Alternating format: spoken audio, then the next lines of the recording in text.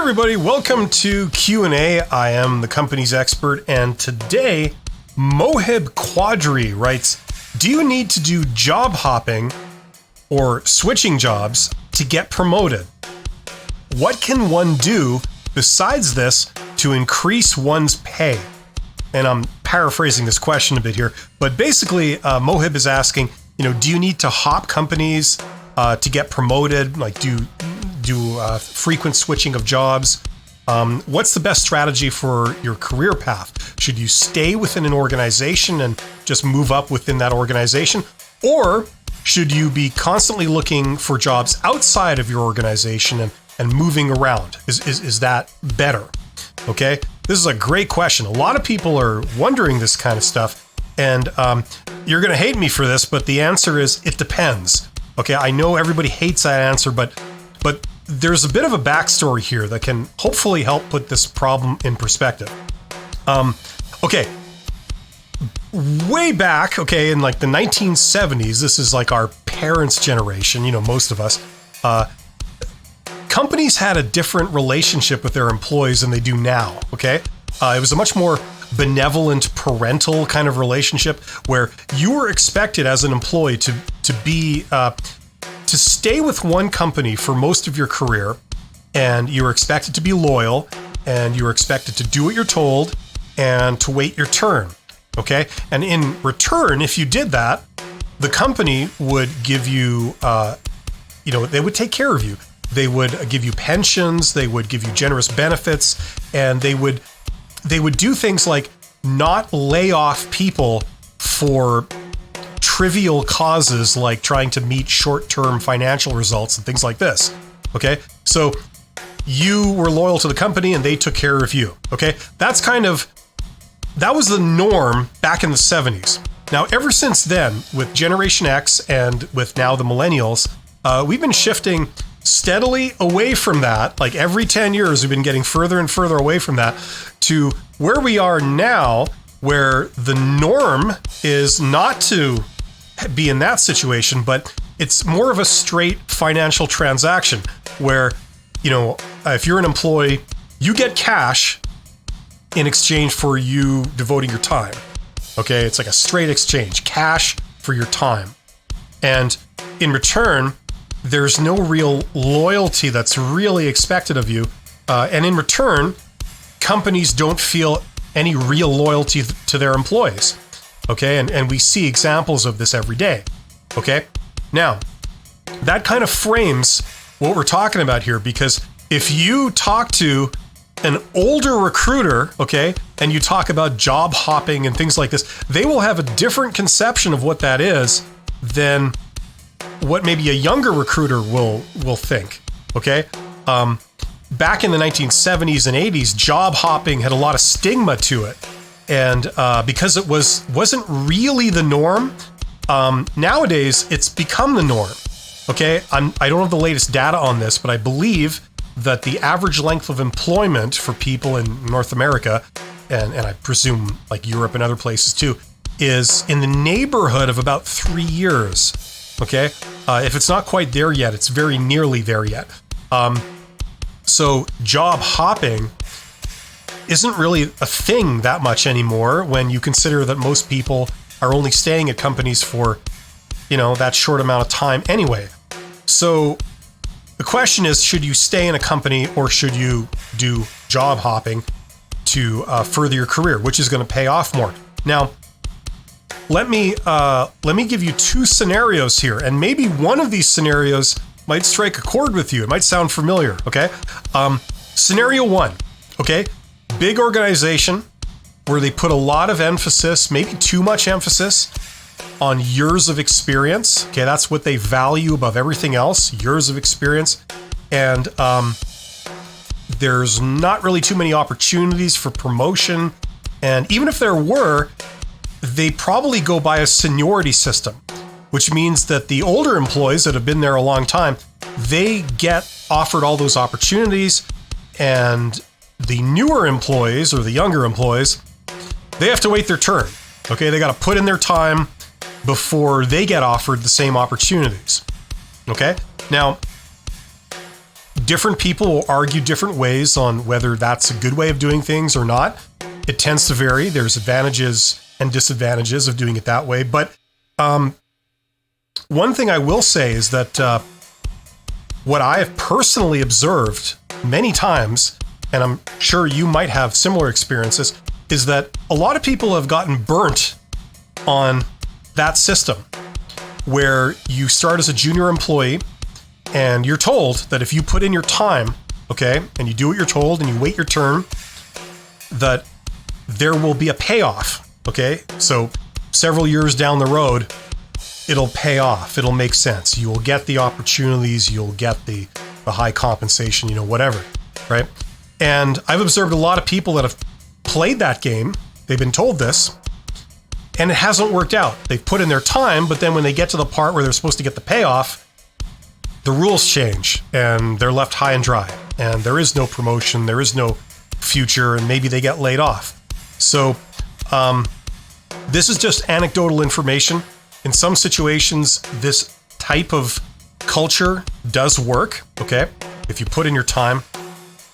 But there are no guarantees. And there's been some very high-profile examples of this over the last 10 years where people have gotten burnt on this arrangement.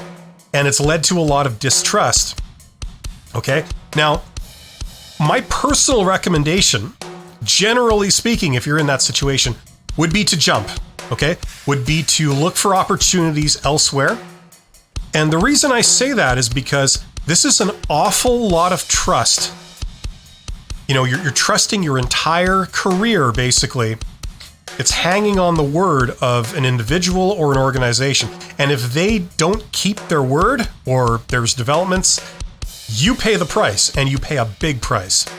You could find out that the last 10, 15 years of your career was all for nothing.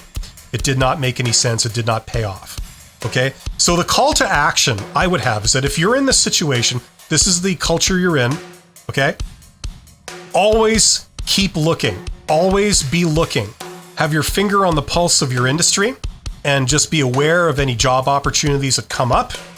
And if opportunities do present themselves, I would say be at the ready. Have your job application ready, have your resume updated, have your interviewing skills sharp, and then you can take advantage of these opportunities, and that may pay off well for you. Okay? That's the first scenario. The second scenario of two that I'm going to go into today is a different situation. Now, this applies more for management type positions. If you're a mid-level manager, this is probably going to apply to you. Okay? Now, as many people know, for middle management positions and some executive positions, a lot of companies tend to prioritize internal candidates. Okay? They would rather promote someone who's already in their organization than hire a stranger for the role. Okay? And this is, like, no one ever says this, but it's because it's based on trust. Okay? If you're a manager, especially a higher level manager, chances are is that you're in charge of something very important. And it's very hard for an individual or a company to hand over control of something very, very important to a stranger. Okay? And that's what hiring an external candidate amounts to. Because, although you might have done your research and they seem wonderful, you're still handing over this thing that's super important to a stranger. And a lot of organizations are just not comfortable with that. So it doesn't mean that it doesn't happen. This does happen, but you're up against some pretty considerable resistance, and you're going to be put under a very uncomfortable microscope, if you're applying for these. So it's this kind of bias, right? Now, it does make sense from one perspective, because the person you want to be able to trust them. And what better way to trust someone than to have worked with them for several years, and that they're not a criminal, they're not a psychopath, they're not completely incompetent, right? Because you've worked with them and you've been watching them very closely for many years. So it makes sense. The problem is that we end up promoting people a lot of times way above their capabilities, way above their education and training, which is a problem. We also tend to offer these jobs to internal candidates that are interested in the compensation that comes with that role, but they're not really interested in the actual job, and that's also a problem. So if this strikes a chord with you, if this sounds familiar, this type of situation, okay, a lot of these opportunities will probably come on the hidden job market. They won't be posted jobs, so the real opportunities will probably be in the hidden job market. And the hidden job market is great because it means that you usually have a personal connection of some kind with the organization that's hiring or with somebody in it. Okay, so the call to action here, I would say, is if this is you, okay, one thing you can do is you can publicize your accomplishments, and your news in your little corner of the industry as much as possible, okay? If you're sort of posting on social media, like here's an accomplishment, or, here's what I've done, or I don't know, here's my opinions on something, that makes you more of a known quantity to people that could hire you, okay? You're not going to be that stranger anymore. Now you're going to be more of someone with a good reputation, okay? So if you're a middle manager and you're thinking of doing job hopping or thinking of jumping companies to further your career, this is something that can help your chances, okay? You'll be seen less as an outsider. You'll be seen more as someone who is not an outsider. They're an established thought leader in that particular industry, or they're a known quantity in that industry, and that will only help you, okay? So bottom line is that both can work, okay? Staying within your organization, being an internal candidate, that can pay off in some situations. Job hopping or jumping companies to apply for a position that's higher up, to take that position and climb the ladder that way, that can pay off too. But there's a couple of conflicting principles here and conflicting factors that you need to be aware of, and you need to decide in your situation which one of these will win out, okay? So hopefully that helps. Hopefully that puts the problem more in perspective for you. Thank you for the intelligent question, Mohib Quadri.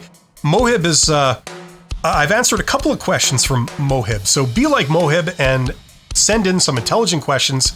I love to hear what people are wondering about. It helps me give more relevant content. So thank you very much for your attention. You guys are awesome, and I will see you on the next one. Take care.